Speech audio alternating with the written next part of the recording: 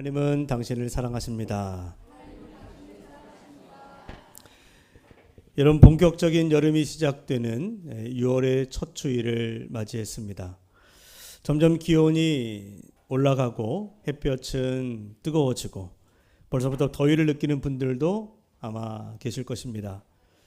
그러나 생각해 보면 이 무더운 여름이 있기 때문에 산과 들의 나무들이 더 푸르게 자라게 되고 논밭의 곡식들도 여름의 햇살 속에서 또 열매를 맺혀가게 되는 것이죠. 여름은 생명의 기운이 가장 충만한 계절입니다. 그와 같이 저는 이 여름에 우리 성도들이 지치지 않고 여러분들의 삶에도 하나님의 그 은혜와 생명의 기운이 충만하게 넘치기를 축복합니다. 육신은 덥고 그래서 좀 더 지칠지라도 우리의 영혼은 더욱 살아나고 삶의 모든 영역이 하나님의 능력 안에서 풍성해지는 6월 되기를 소망합니다.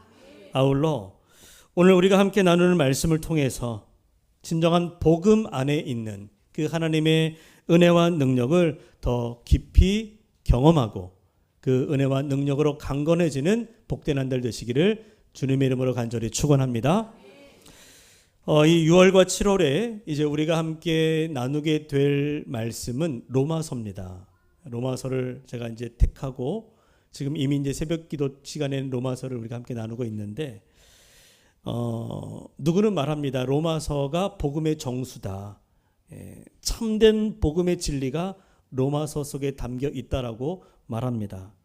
그 로마서의 말씀을 중심으로 우리가 복음이 무엇인지 또 그 로마서에 있는 그 복음 안에 담겨 있는 하나님의 능력을 우리가 다시 한번 또 배우고 또 확신하면서 그 은혜를 우리의 삶 가운데서 경험할 수 있도록 그렇게 한 번 더 우리가 말씀 앞에 더 가까이 나아갈 수 있기를 바랍니다.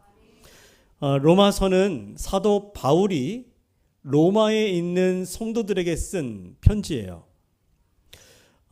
그 당시에 이 사도 바울이 로마서를 쓸 당시에는 아직 로마에 교회가 세워지지 않았던 때입니다. 그러나 나름대로 그 복음이 전해져서 신앙을 가지고 있는 성도들이 있었어요.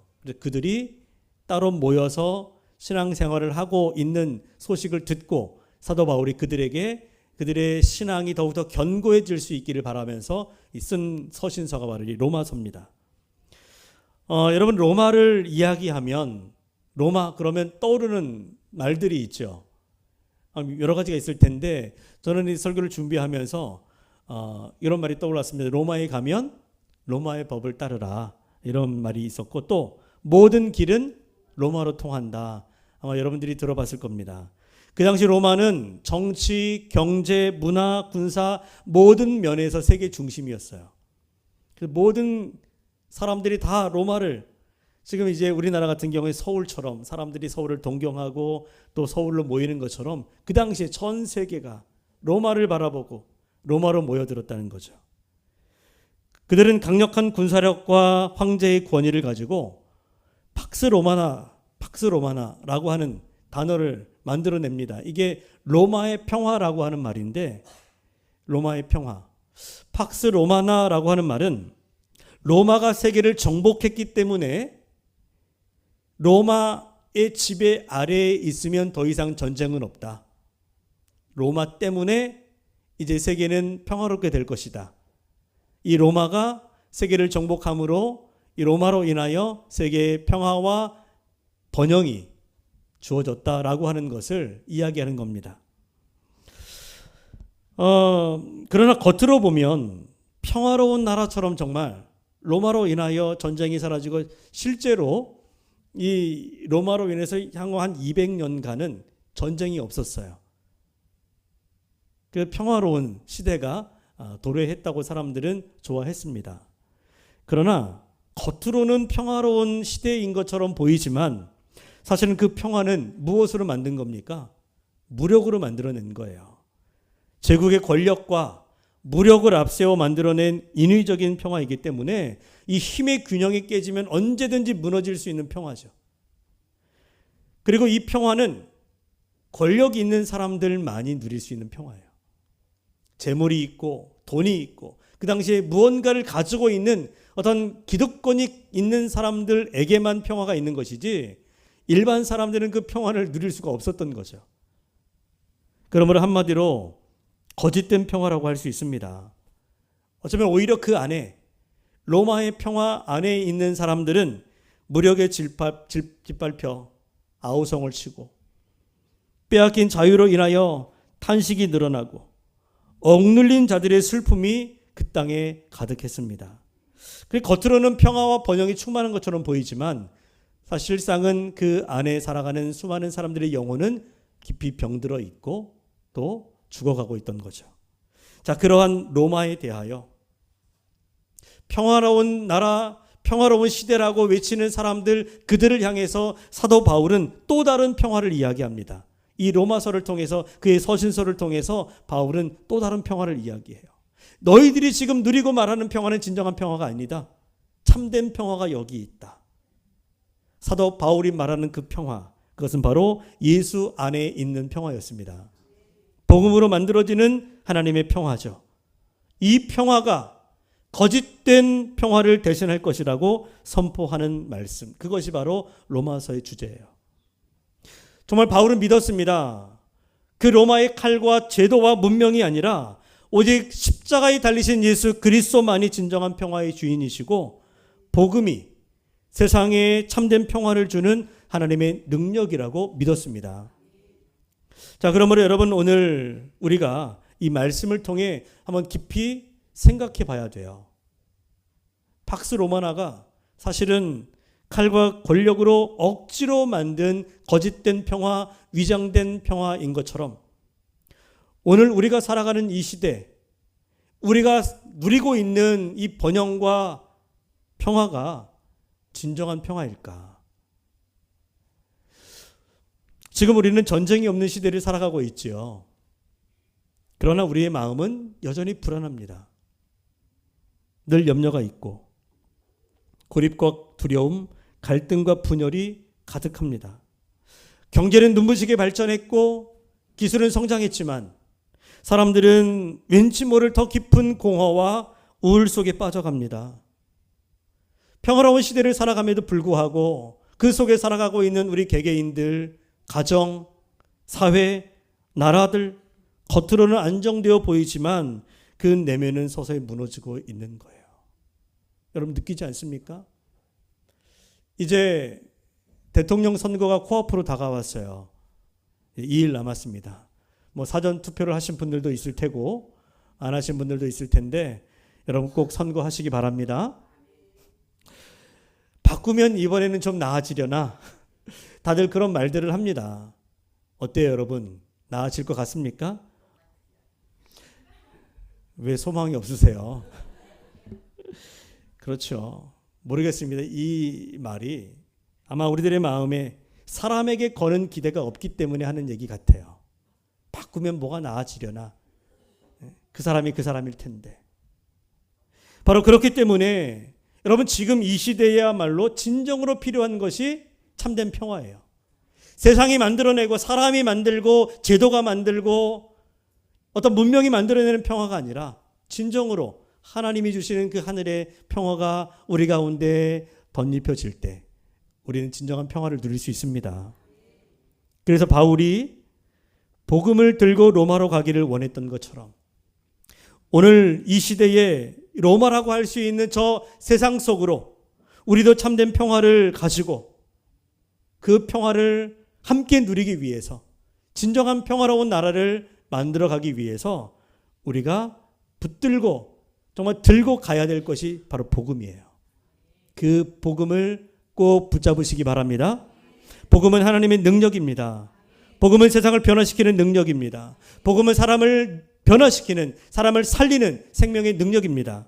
이 능력을 우리가 믿고 붙들고 살아갈 때 먼저는 우리가, 우리 자신이, 우리 가정이, 또 우리 사회가, 이 나라가, 세상이 변화되게 될 것입니다.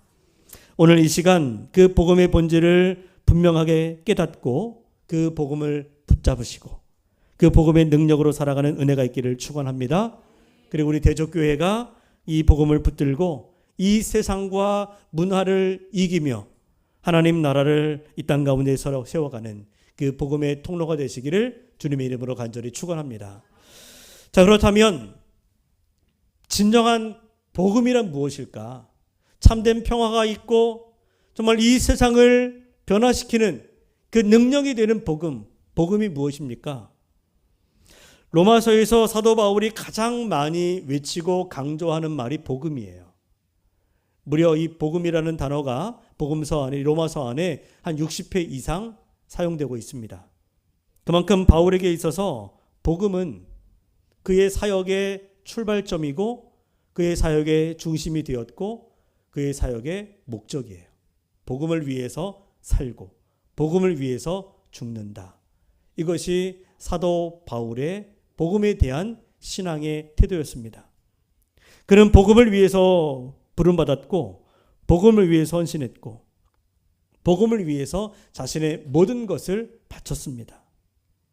자, 그러면 여러분, 바울이 그토록 복음을 외치고 복음을 자신의 전부로 여기고 그리고 마지막 그 복음을 위해서 자신의 생명을 걸고 로마로 가려고 했던 그 이유가 무엇일까? 자, 여러분, 복음이라고 하는 단어, 우리가 복음을 많이 이야기하는데 복음은 헬라어로 유앙겔리온이라고 합니다. 우리 한번 따라해 볼까요? 유앙겔리온. 복음이라고 하는 단어인데 이 유앙겔리온을 우리말로 번역하면 좋은 소식이에요. 좋은 소식. 굿뉴스. 기쁜 소식이라고 하는 뜻을 가지고 있습니다. 자, 여러분들에게 들려질 소식 중 가장 기쁜 소식은 무엇일까요? 여러분, 어떤 소식 듣기를 원하십니까? 지금 이 순간, 지금 여러분들의 상황 속에서, 여러분들의 형편 속에서 내게 어떤 소식이 들려오면 가장 좋아할까? 여러분들에게 각자의 소원들이 있을 것이고 또 바라는 것이 있을 텐데 그 소원과 바람이 여러분들 주님의 은혜 가운데 다 이루어지기를 축복합니다. 정말 우리에게 가장 기쁜 소식이 무엇이냐? 성경이 말하는 복음은 무엇일까요? 예수님이 이 땅에 오셔서 그분이 공생애를 시작하면서 세상 사람들에게 외쳤던 복음, 그 첫 메시지가 무엇이었는가 하면 하나님 나라가 가까이 왔다입니다. 회개하라, 천국이 가까이 왔느니라. 이 말씀이 예수님이 처음으로 외쳤던 복음의 메시지예요. 그리고 그분의 복음 사역 속에 담겨 있었던 그 복음의 핵심이 바로 하나님 나라였습니다. 하나님 나라가 가까웠느니라 라고 하는 예수님의 외침은 그 당시에 정말로 슬픔 많은 세상을 살아가고 있는 억눌린 수많은 군중들, 그 사람들에게 그야말로 복음 중에 복음이었을 거예요. 하나님 나라가 임할 것이다. 예수님이 행하신 이 복음 사역은 못 보는 사람을 보게 하고 못 걷는 사람을 걷게 하고 죄인들이 용서받는 회복의 역사였습니다. 그 많은 사람들이 그 예수님이 행하시는 그 복음의 능력의 사역을 보면서 이제 곧 이분을 통해서 하나님의 나라가 이 땅 가운데 이루어질 것이라고 꿈꿨어요. 그것을 기대하면서 예수님에게 열광을 합니다. 열광을 했어요. 그러나 그들의 기대와 소망은 결국 십자가에서 산산이 무너지게 되지요. 정말 메시아라고 생각했는데 저분이 우리의 소망이라고 믿었는데 하나님의 아들이라고 하는 그 예수가 아무런 힘도 없이 붙잡혀 십자가에 달려 죽는 것을 보면서 결국 사람들은 실망하게 되고 절망을 합니다. 자, 그런데 여러분, 모든 사람들이 실망하고 절망할 수밖에 없었던 그 십자가가, 아이러니하게도 그 십자가가 바로 참된 복음이 되었어요. 그것이 진정한 복음이었습니다. 예수님은 우리를 대신하여 십자가에서 죽으심으로 우리의 모든 죄를 속량하셨고 우리의 죄의 문제를 완전히 해결해 주셨습니다. 그리고 3일 만에 죽음을 이기고 다시 살아나셔서 모든 믿는 자들에게 영생의 소망을 주셨습니다. 우리가 예수님이 나를 위해 십자가에서 죽으시고 다시 살아나 영생의 소망이 되심을 믿을 때에 그것이 진정한 복음이 되어 우리를 새롭게 할 줄로 믿습니다. 여러분, 바울은 바로 이 예수님의 십자가를 전한 거예요. 예수님이 이 땅에 오셔서 전한 예수님의 복음은 하나님 나라였죠. 그런데 사도 바울이 전한 복음은 바로 그 하나님 나라를 이 땅 가운데 완성하실 예수 그리스도, 그분을 전하는 겁니다. 사도 바울의 복음은 예수님, 그분 자신이에요. 주님이 하신 일, 성육신 하시고 십자가에 달려 죽으시고 죽으셨다가 다시 살아나셔서 모든 믿는 자의 구주가 되심을 믿을 때 여러분, 그가 누구든 상관없이 구원이 임할 것이고 하나님의 자녀가 되어 영원한 생명을 얻게 될 것입니다. 바로 이것이 복음이에요. 그러므로 예수 그리스도의 십자가 복음은 우리 인생의 가장 위대한 소식이고 그 어떤 시대에도 그 누구에게도 변함없이 전해져야 할 복음 중에 복음입니다. 여러분, 그 복음을 오늘 이 시간 다시 여러분들의 마음에 분명히 새기십시오. 그리고 복음을 확실하게 믿음으로 받아들이고 그 복음의 능력을 붙잡을 수 있기를 바랍니다. 왜 여러분 복음이 위대한 소식이고 오고 오는 모든 세대 모든 사람들에게 전해져야 될까요? 왜냐하면 복음에는 우리가 알고 있지만 또 알아야 되고 경험해야 되고 누려야 될 능력이 있기 때문이에요. 복음에는 위대한 능력이 있습니다. 이것이 바로 복음의 신비인데 왜 복음의 신비인가 하면 우리가 복음 그러면 예수 그리스도, 그분이 날 위해 죽으시고 다시 부활하시고 우리에게 죄 사함과 또 생명을, 영원한 생명을 허락하셨다. 그분으로 말미암아 우리가 하나님의 자녀가 된다 라고 하는 게 복음의 메시지인데 왜 이것이 능력이고 왜 이것이 신비인가 하면 그 복음 안에는 특별한 능력이 있기 때문이에요. 우린 단순히 말이라고 생각하고 그냥 한 메시지라고만 생각하지만 여러분, 그 복음 안에는 이 세상의 모든 것을 변화시킬 수 있는 하나님의 능력이 담겨져 있습니다. 복음에는 하나님의 능력이 있어요. 우리 한번 16절을 한번 읽어보도록 할까요? 시작. 아니하노니 이 복음은 모든 믿는 자에게 구원을 주시는 하나님의 능력이 됨이라. 자, 능력이라고 하는 말, 여기서 복음에는 하나님의 능력이 있다, 복음이 하나님의 능력이다라고 말하는데 능력이라고 하는 단어를 헬라어로 두나미스라고 합니다. 이 두나미스. 이 두나미스를 우리말로 번역을 하면 폭발적인 힘, 다이나믹한 그런 어떤 활동력, 운동력, 또 뭔가를 새롭게 창조하는, 또 변화시키는 강력한 파워를 의미합니다. 힘이에요. 이것은 때로 어떤 물리적인 힘이 될 수도 있고 영적인 힘이 될 수도 있고 아주 신비한 힘이죠. 폭탄을 의미하는 다이너마이트라는 단어가 이 두나미스라고 하는 말에서 파생된 말인 것처럼 이 능력이라고 하는 이 단어 속에는 그야말로 폭발적인 강력한 힘이 있다는 거예요. 그 힘이 누구의 힘입니까? 하나님의 능력이죠. 그 능력이 바로 복음 안에 있다라고 말하고 있습니다. 그러면 여러분, 복음은 단지 말이 아닙니다. 말이 아니에요. 늘 우리가 오해하고 이 복음을 쉽게 생각하는 이유는 우리가 복음을 전한다라고 하니까 그냥 복음이 말이라고 생각하는 거예요. 그냥 메시지. 말로써 누군가를 위로하고 또 설득하고 힘을 주고 격려하고 감동시키는 것이라고 생각하는데 그것도 물론 복음의 능력이죠. 그러나 복음은 죄인을 변화시키는 실제 능력이 있습니다. 죽은 자를 살리는 생명의 능력이 들어있어요. 지옥에서 천국으로 옮기는 구원의 능력이 이 복음 안에 담겨 있습니다. 복음은 구체적인 거예요. 여러분, 바울은 오늘 본문에서 이 복음이 위대한 하나님의 능력이라고 말하고 있는데 그렇다면 하나님의 그 위대한 능력은 어떤 능력일까요? 여러분, 하나님의 능력이 위대하다는 것을 우리가 알고 있지만 그 능력이 구체적으로 어떤 능력인지를 알아야 우리가 그 능력을 사모하고 또 그 능력을 우리가 주님 안에서 누릴 수 있지 않겠습니까? 때로 우리는 하나님이 영적인 분이시고 눈에 보이지 않기 때문에 하나님의 능력도 하나님의 역사도 보이지 않게 일어난다. 보이지 않게 역사한다.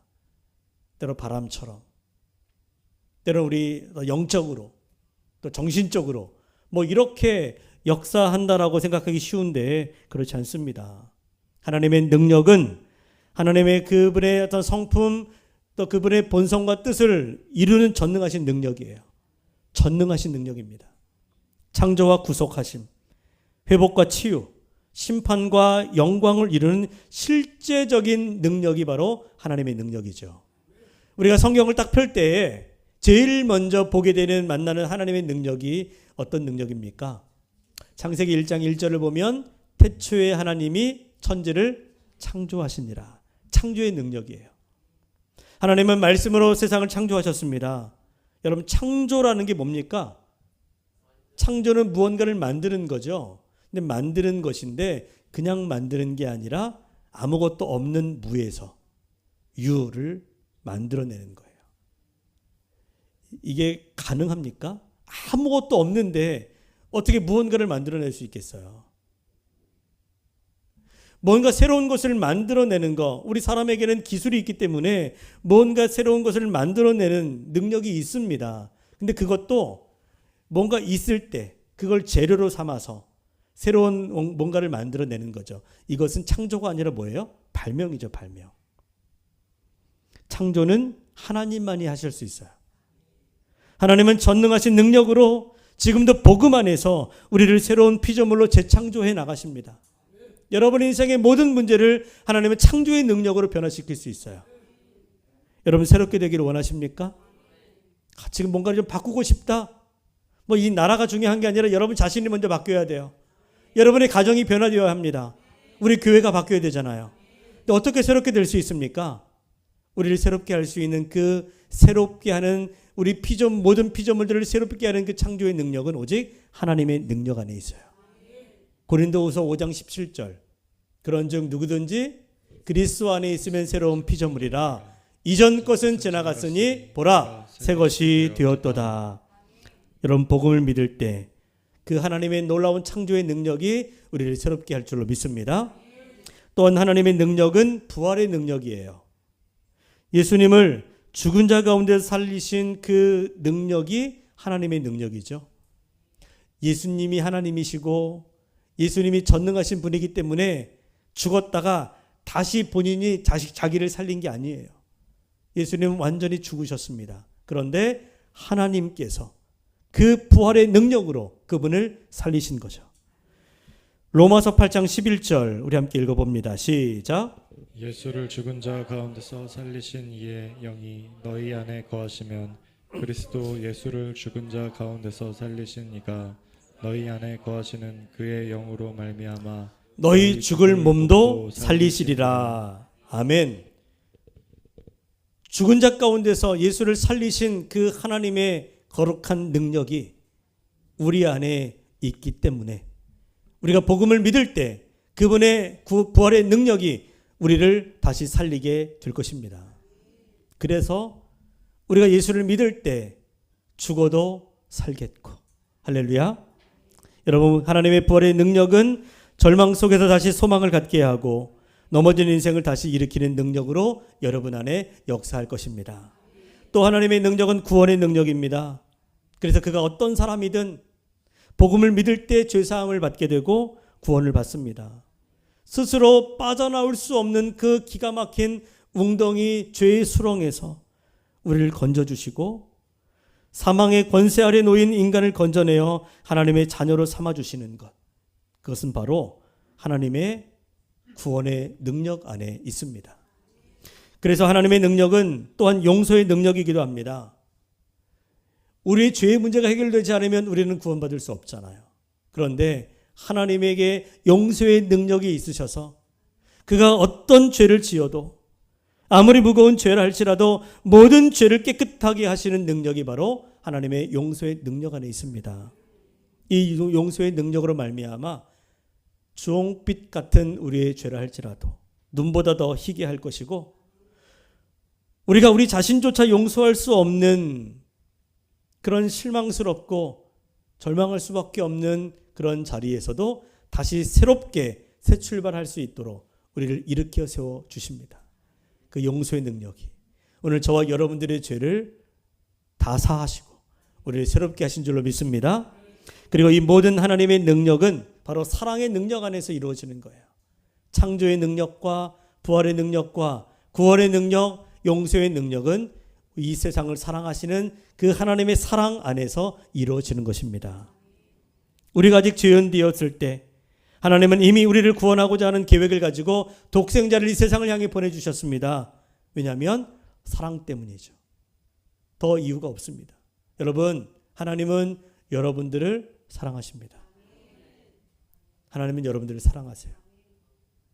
자, 우리 옆에 계신 분들, 우리가 설교 시작할 때 늘 인사하지만 다시 한번 정말 하나님이 날 사랑하시고 이 세상을, 우리를 사랑하신다라고 하는 확신을 가지고 우리 옆에 계신 분에게 그 사랑을 한번 확신시켜 주시기 바랍니다.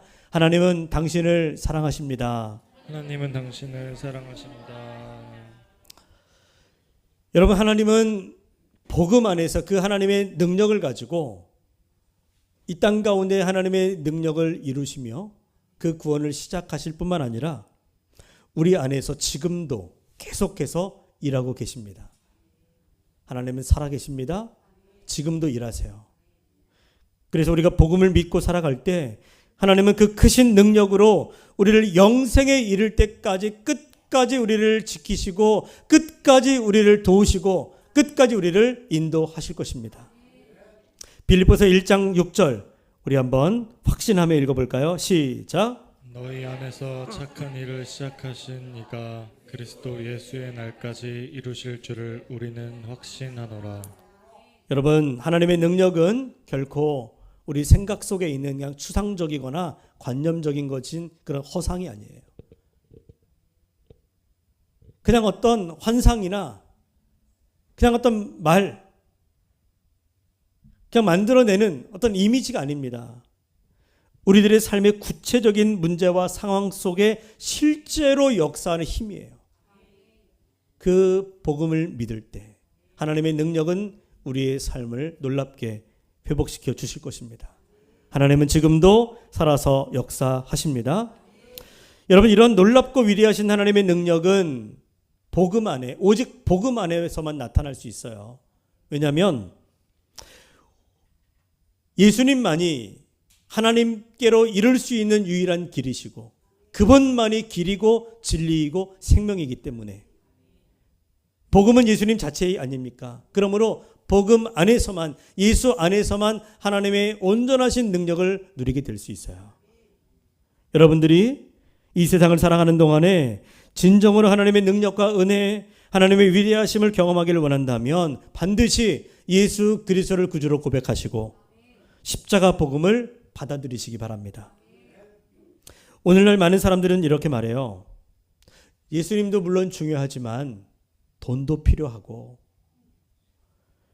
건강도 있어야 되고 성공도 따라줘야 되고 인간관계도 중요합니다. 물론 맞습니다. 그러나 성경은 분명히 우리에게 말씀하죠. 디모데전서 2장 5절을 보면 하나님은 한 분이시요 또 하나님과 사람 사이의 중보자도 한 분이시니 곧 사람이신 그리스도 예수라. 또 사도행전 4장 12절에도 보면 다른 이로서는 구원을 받을 수 없나니 천하 사람 중에 구원을 받을 만한 다른 이름을 우리에게 주신 일이 없습니다. 오직 예수 그리스도만이 우리의 중보자요 길이요 진리요 생명이십니다. 그러므로 우리가 하나님과 교제하기 원한다면 그 하나님의 위대하신 능력으로 이 땅 가운데 살아가며 그분의 능력으로 승리하고 복된 삶을 살기를 원한다면 반드시 예수 그리스도를 통해야 합니다. 그분 안에, 예수 안에 하나님의 전능하심이 있고 놀라운 지혜가 있고 한없이 크고 넓은 그분의 사랑과 자비와 영광과 생명과 평강이 다 주님 안에 있기 때문에, 예수 안에 있기 때문에 예수 그리스도가 우리의 전부가 되시는 거예요. 그분이 우리의 전부입니다. 그래서 우리가 이렇게 고백할 수 있죠. 저와 함께 고백해 볼까요? 예수님 한 분이면 충분합니다. 예수님 한 분이면 충분합니다. 여러분, 정말 주님 안에 모든 것이 다 있음을 믿음으로 한번 고백해 보도록 하겠습니다. 다시 한번 예수님 한 분이면 충분합니다. 예수님 한 분이면 충분합니다. 그래서 우리는 이 세상에 살아가는 동안에 복음으로 살아야 돼요. 예수로. 더 정확히 말하면 그 복음의 중심이 되시는 예수 그리스도로 충만해야 합니다. 바울은 다메섹에서 부활하신 예수님을 만난 이후 예수를 위해 살고 오직 예수를 위해 죽겠다고 결단했어요. 복음을 위해서 자신을 드렸고 그동안 자신이 누려왔던 그 모든 것들, 자신의 성공과 출세를 보장해 주는, 자신이 가지고 있는 그 모든 신분과 지위와 기득권과 그 모든 것들을 다 배설물처럼 여기고 버렸습니다. 그리고 오직 복음만 붙잡았어요. 복음만.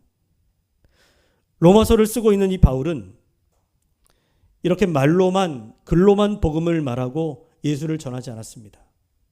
그는 결국에 본인이 직접 복음을 들고 로마로 들어가죠. 여러분, 바울에게 로마는 단지 그저 복음이 필요한 여러 도시들, 그동안 바울이 다니면서 교회를 세우고 복음을 전했던 그 많은 도시들 가운데 하나가 아니었습니다. 바울에게 있어서 로마라고 하는 곳은 특별한 곳이에요. 그 당시 로마는 세계의 중심이었습니다. 바울도 그렇게 생각했어요. 여러분, 이게 뭘 의미합니까?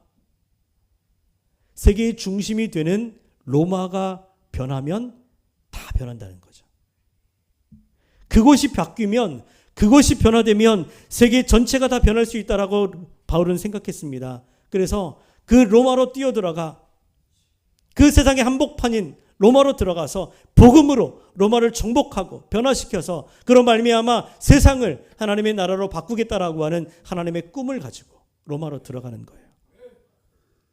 그래서 복음이 로마에 심겨지기만 하면 이 팍스 로마나를 통해서 로마의 언어와 그 세계로 뚫려 있는 도로망을 통해서 문화와 제도를 통해 복음이 온 세계로 퍼져갈 것을 확신하고 바울은 죽음을 각오하고 로마로 들어갑니다. 그리고 그가 뿌린 복음의 씨앗이 결국에는 로마를 변화시켰고 기독교가 핍박받던 시대에서 국가가 이 기독교를 국교로 공인하는 놀라운 역사가 일어나요. 그 한 사람 바울을 통해서 기독교가 핍박받던 시대에 모든 사람들이 기독교를 따를 수밖에 없는, 복음을 받아들일 수밖에 없는 그런 나라가 되었던 것이죠. 여러분, 오늘 우리도 바울처럼 믿어야 합니다. 바울처럼 복음을 믿으셔야 돼요. 복음이 이 시대를 변화시킬 수 있다는 사실을 믿으셔야 합니다. 복음은 사람의 인생을 바꾸고 무너진 가정을 회복시키고 도시를 바꾸고 국가를 바꾸고 세상을 바꾸는 하나님의 능력이 되기 때문입니다. 그러므로 오늘 우리도 똑같이 믿고 나갈 수 있기를 바라요. 이 로마서를 쓸 때의 그 간절한 마음을 가지고 로마를 품고 그 땅을 변화시키기 위해서 간절한 마음을 가지고 이 로마서를 썼던 바울의 마음처럼 우리도 그 마음으로 복음을 붙들어야 합니다. 여러분, 복음을 부끄러워하지 마십시오. 그리고 복음의 능력으로 그 하나님의 능력을 믿고 담대하게 살아가시기 바랍니다. 지금 이 시대에도 하나님은 복음 들고 세상을 향해 나아가는 복음의 사람들, 바울과 같은 사람들을 찾고 계십니다. 바로 우리가, 바로 우리 교회가, 여러분 한 분 한 분이 그 복음의 능력으로 세상을 변화시키는 하나님의 능력의 도구로 쓰임받게 되기를 주님의 이름으로 간절히 축원합니다.